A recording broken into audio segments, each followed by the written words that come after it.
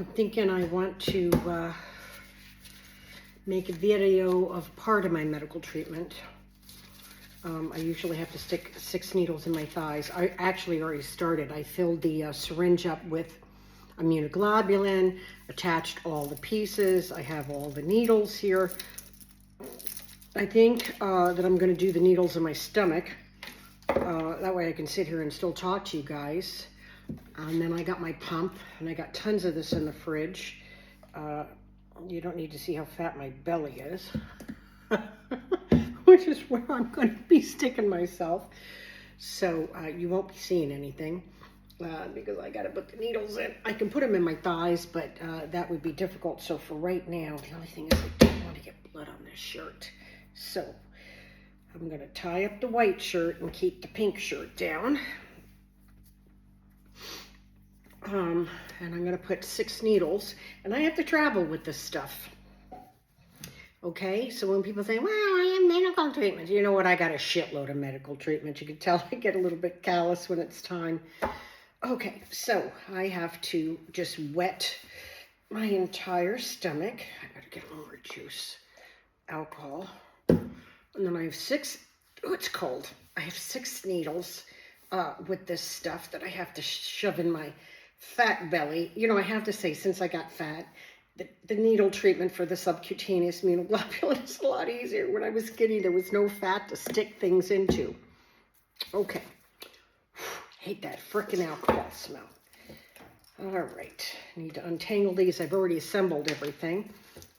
So I traveled with this stuff. I used to be much more, I don't know, OCD about it. But I'm a lot less OCD. The only thing is I've got to spread these needles out in such a way that, hang on. Oh, I got to take that thing off. Sorry. Hang on a second here.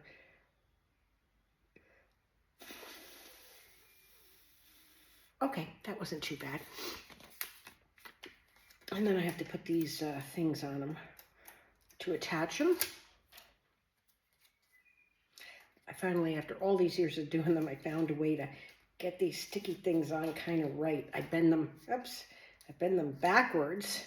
I can put them right in the middle and then push them down. And there they go. So that's 1, 5 to go. But I do this stuff, been doing it a long time. All right, let's see, there's another one.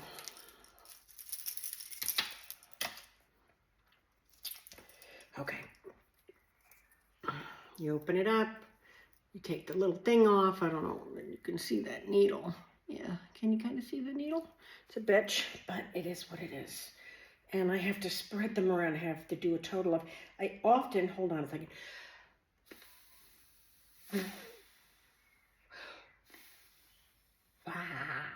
Okay, I try to breathe out when I put the needles in.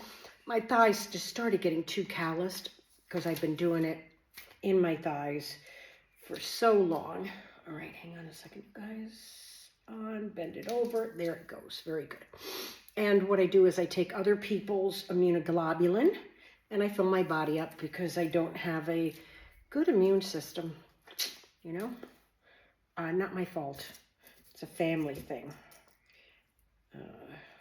I'm lucky that they found it and diagnosed it, you know? Needle number 3. I'm going to try to go more center. Oh, shit, hang on.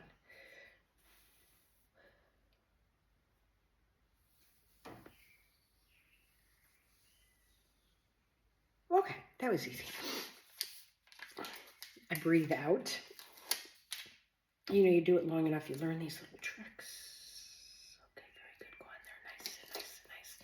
Okay, 3 out of 3 are done.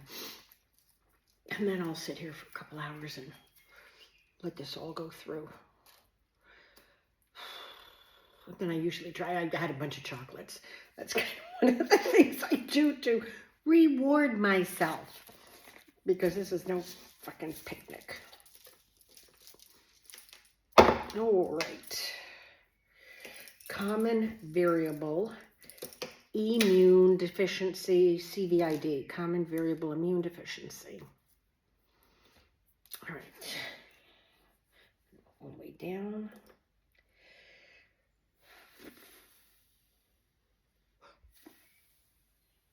Sometimes I hit so many calluses, the needle won't go in. You know you've been doing the treatment too long when that happens, huh? Okay, 4 down, 2 to go. Worst is over with. Yay. So I carry this with me, you know? It's part of life. If it meant getting cancer and dropping dead, or having to do this once a week, which I was doing it once every 3 weeks for 8 hours in the hospital, and I did that for 4 years in Italy, and boy, that was kind of a bitch. There's no choice about it. But then during COVID, I became scared. Ooh, these are tangled, not good. I became scared, and I didn't want to go to the hospital. So then we finally gave me the courage to switch to from intravenous 6-7 hours to subcutaneous. Go in. Maybe I'll give myself a Diet Coke. I do bad things as a way to reward myself when I do this, you guys. So, when people say they can't travel, trust me, you can travel with a lot of health problems.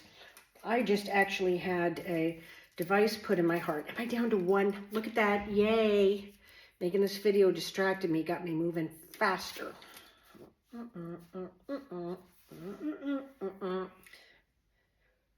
I get welts when I do it.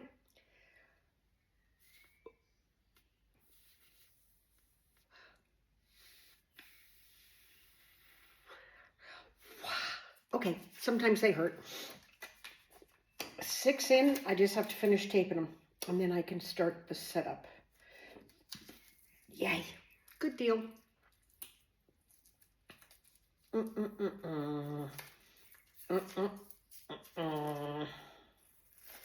Okay, everybody's in. We can unknot, put the shirt down. Okay.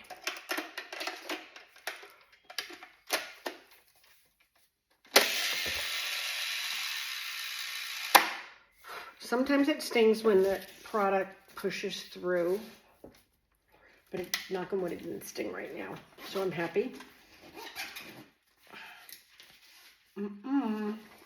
Pump, and all of this is garbage. Now what I have to do next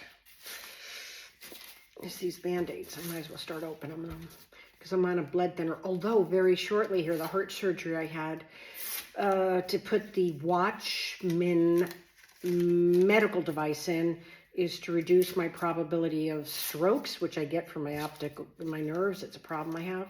Optical nerves. I said that right. And so probably May 1st. Trying to think, the surgery was January, maybe 18th. 19, 20, 21, 22, 23, 24. Maybe it was the 26th, January 26, 27, 28, 29, 30. One of the two. I had the first one. One of them was the 18th of January, and one of them was, on the 18th. The other one was the 26th. So one was January, one was March. I had got paddled, electrocuted for the heart rhythm. And was supposed to be, I think, 3 months after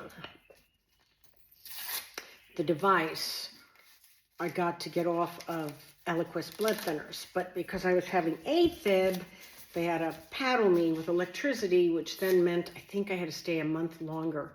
So maybe it was, I don't know. I get the dates mixed up. Maybe it was January 18th was the cardiac device, and then maybe that was January, and then maybe March 26th. Might have been when they paddled me, which March 26th, April, we bring me to April 26th. That's when it happened. Yeah, because then they said, oh, now you got to stay on it a month longer now that you've been paddled. So March 26th, April 26th, April. So I'm going to stay on the blood thinners until May 1st, just to be safe. Okay, this is all garbage. I got my Band-Aids here. And now I just have to sit here with this stuff getting pumped into me. Anyway, my mind, even though I'm making the video and I'm talking to you guys, my mind is doing my routine. Because I started this routine March of 2020. This routine. The intravenous one started July of 2014. But then during COVID, March of 2020, I was in the village. We switched it to this subcutaneous. So what does that mean? If I did it, started at 2020 and this is 2020. Wow, it's 6 years. Shit, I didn't realize that. 15, 16, 17, 18. Wow, I must be really off. I thought it was 2014 is when I started the subcutaneous, 2014. 15, 16, 17, 18, 19, 20. So I did the intravenous 6 years. And then 2020 to now, it's 6 years again. I've been doing this 12 freaking years. God help me. Yeah. After I had the 2 heart surgery episodes, just 2 things, it always rocks my confidence. It makes me not want to do the treatment. It makes me fearful. And then I just back off for a little bit and just say, okay, give yourself psychological space and then come back in. But I'm okay right now. I started doing these. I skipped, I don't know how many weeks in the States because psychologically I couldn't wrap my mind around it. After the 2 hard episodes, it was just... But now I'm back on track.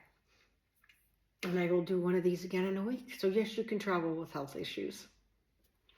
Bye.